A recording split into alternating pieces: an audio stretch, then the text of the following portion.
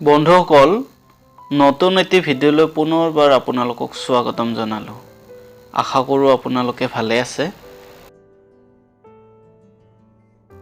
এয়া হৈছে ধুবুৰী জিলাৰ গোলকগঞ্জ চহৰ। এই গোলকগঞ্জ চহৰৰ মাজেৰে ব্ৰিটিছৰ শাসনকালত বৰ্তমানৰ যি বাংলাদেশ আছে এই বাংলাদেশৰ মাজেৰে ৰেল আৰু বাছ আদি চলাচল হৈছিল। সেই সময়ত ৰেলসমূহ বৰ্তমানৰ বাংলাদেশ হৈ পশ্চিম বংগলৈ গৈছিল, কিন্তু এতিয়া এইবোৰ কাহিনী হৈ বুৰঞ্জীৰ পাতত লিপিবদ্ধ হৈ আছে। বন্ধুসকল বৰ্তমানেও গোলকগঞ্জ চহৰৰ ওচৰতে গোলকগঞ্জ ৰেলৱে জংচন আছে। যদিও জংচনটো আছে, এতিয়া আৰু এই জংচনৰ পৰা বাংলাদেশলৈ কোনো ধৰণৰ ৰেল চলাচল নহয়। তেতিয়াৰ যি পূৰ্ব পাকিস্তান অৰ্থাৎ বৰ্তমানৰ যি বাংলাদেশ 1971ত যেতিয়া স্বাধীনতা লাভ কৰিলে, তেতিয়াৰ পৰাই সম্ভৱতঃ 1986 মানত ভাৰত আৰু বাংলাদেশৰ মাজত কাঁইটীয়া তাঁৰৰ বৰ্ডাৰ হ'ল। বন্ধুসকল আজি মই আপোনালোকক সেই বৰ্ডাৰ দেখুৱাবলৈ গৈ আছোঁ আৰু বৰ্ডাৰতে লাগি থকা যি বৰ্ডাৰ ট্ৰেড চেণ্টাৰ অৰ্থাৎ সীমান্ত বাণিজ্যিক কেন্দ্ৰ আছে, সেই বাণিজ্যিক কেন্দ্ৰত ভাৰত আৰু বাংলাদেশৰ মাজত যি সামগ্ৰীসমূহৰ আমদানি ৰপ্তানি হয় সেই চেণ্টাৰটো দেখুৱাবলৈ চেষ্টা কৰিম। আহকচোন বন্ধুসকল আমি ভিডিঅ'টি আৰম্ভণিৰ পৰা শেষলৈকে চাওঁ। আপোনালোকে যে ইটাৰে নিৰ্মিত খুঁটাবোৰ দেখিছে, এইখনেই ব্ৰিটিছে নিৰ্মাণ কৰা দলংখন আছিল, যিখন দলঙেৰে বাংলাদেশলৈ ৰেল চলাচল হৈছিল। এতিয়া মই যিখন দলঙত থিয় হৈ আছোঁ, এই দলংখন সম্পূৰ্ণ হৈ উঠাৰ পিছতে সেই দলংখনৰ ওপৰৰ অংশসমূহ খুলি পেলোৱা হৈছে আৰু কেৱল খুঁটাবোৰেই সাক্ষী হৈ আজি ৰৈ আছে।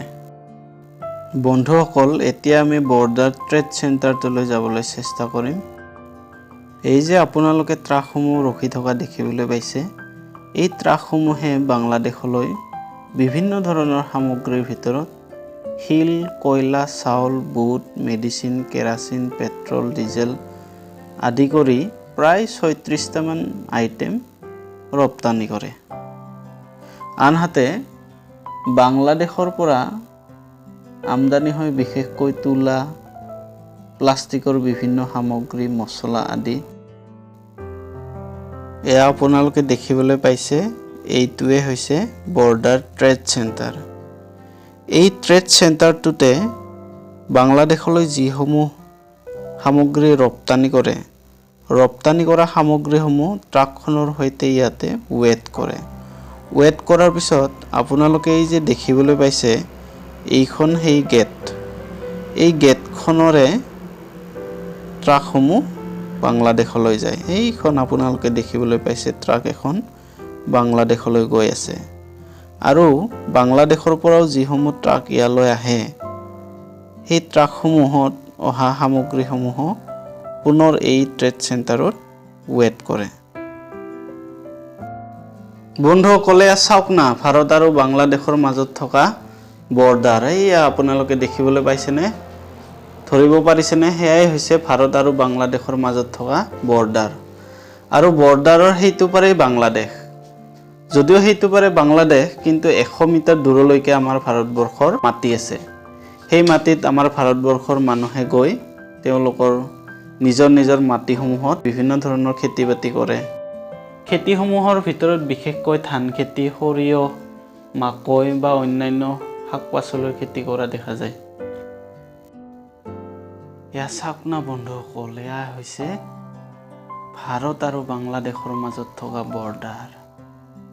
বন্ধুসকল ইয়াত অৱশ্যে কেমেৰা বা ভিডিঅ' কৰাৰ পাৰ্মিশ্যন নাই, তথাপিও আমি মনে মনে চেষ্টা কৰিছোঁ আপোনালোকক দেখুৱাবলৈ। চাওক না বন্ধুসকল, এয়া চুই চালেই বাংলাদেশ সেইবাৰে। বন্ধুসকল আপোনালোকৰ বাৰু মনত আছেনে শ্ৰী শ্ৰী ধাম ৰামৰায় কোঠি সত্ৰৰ ওপৰত এটা যে ভিডিঅ' বনাইছিলোঁ, এই ভিডিঅ'টিত আপোনালোকক জনাইছিলোঁ যে এই স্থানতে শংকৰদেৱ আৰু চিলাৰায়ৰ মিলন হৈছিল। তেতিয়া ইয়াতে ৰাইদাক আৰু সৎকোষ নামৰ দুখন নদী আছিল আৰু এই নদীৰ পাৰতে এজোপি ডাঙৰ ঔগছ আছিল আৰু এই ঔগছ জোপিতে তেওঁলোকৰ নাওসমূহ বান্ধিছিল। বৰ্তমান কিন্তু সেই পুৰণা ঔগছ জোপি নাই। সেই পুৰণা ঔগছ জোপি নহ'লেও কিন্তু তাৰ শিপাৰ পৰাই নতুনকৈ এজোপি আকৌ গছ ওলাইছে। মানুহ এজন অহা দেখিবলৈ পাইছোঁ। তেওঁৰ পৰা কিছু তথ্য জানিবলৈ চেষ্টা কৰিছোঁ ৰ'ব। নতুন কৰি আৰু জ্বালাইছে। এইটো কি নতুনকৈ পোতা হৈছে? নতুন কৰি ওই তাৰ নিজে নিজে নিজে হৈ গৈছে। একো টেনশ্যন নাই। মানে এটি ফটো তুলি আৰু বেছি দেখলে আৰু বহুত জ্বালা যায়। ঠিক আছে, কোনো টেনশ্যন নাই আৰ কি আমাৰ তাতে ইয়াতে। এটা নতুন হয়ে আছে, বুঝছেন? ইয়াৰ আমাৰ ভাৰতৰ পৰা মানুহ যায় না সেইফালে ভিতৰত? হ্যাঁ, ভিতৰত যায়, গেট আছে, গেটেৰ ভিতৰত গেট পাস আছে, গেটে যায়, গেটত যে একো টেনশ্যন না হয়। তাতে মাটি আছে না আমাৰ? মাটি আছে সব, ওই যে প্লেট, প্লেট ওই যে প্লেট, এই প্লেটে যে তাতে এইটো আমাৰ ইণ্ডিয়ান গাড়ী। কোনো টেনশ্যন নাই। তাত খেতি বাতি কৰে? হ্যাঁ, খেতি কৰে, একো টেনশ্যন নাই। আপুনি ইয়াৰ এই অঞ্চলৰে? এই অঞ্চলৰে, এই ৰামৰাইকুটি পাটোৱানেৰ। আচ্ছা আচ্ছা, রামরাইকুটি পাটোয়ানের। কোনো টেনশন নাই, কাজ কামাই করি, কোনো বিএসএফ টিএসএফ জ্বালা ঠালা না দেয়, ভালাই আর কি। এই ঔগছ জোপি পূজা অর্চনা করে চাগে? হ্যাঁ, পূজা টুজা সব সময় গেট খুলি দেয় তো। ও আচ্ছা আচ্ছা, গেট খুলি দেয়, বুঝছেন? বিএসএফ করলে গেট খুলি দেয়। আগত নদী আছিল বলে? হ্যাঁ, এইটো নদী আছে, সেওতা, এইটো নদী আছে, বুঝছেন? ঠিক আছে, কোনো টেনশন নাই। বন্ধুসকল, এই জোপাই হৈছে নতুনকৈ ওলোৱা ঔগছ জোপি।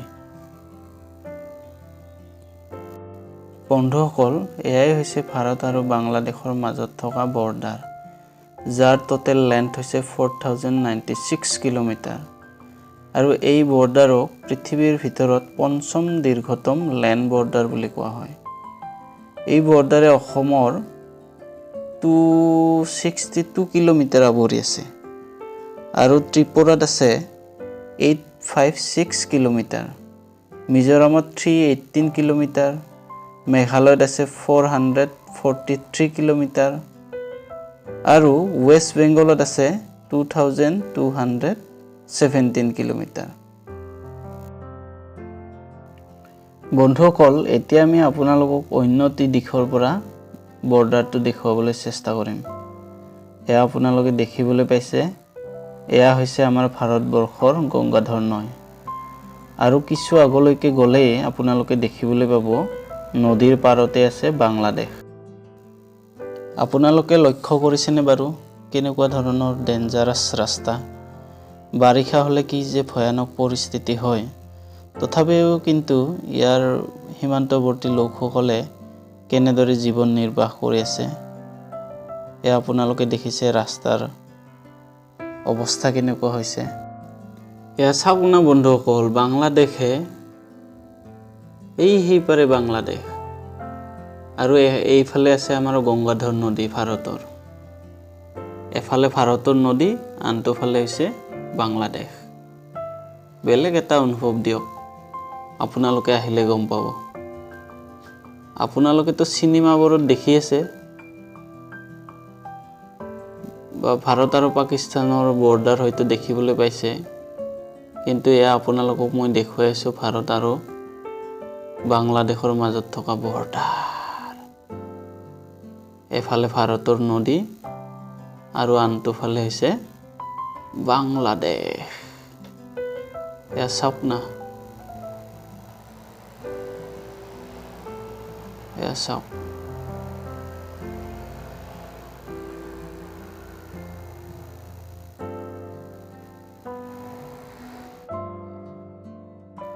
বন্ধুসকল, ভিডিঅ'টি চাই কেনে পালে কমেণ্ট কৰি জনাবলৈ নাপাহৰিবা আৰু চাই থাকিব। See you again. ধন্যবাদ।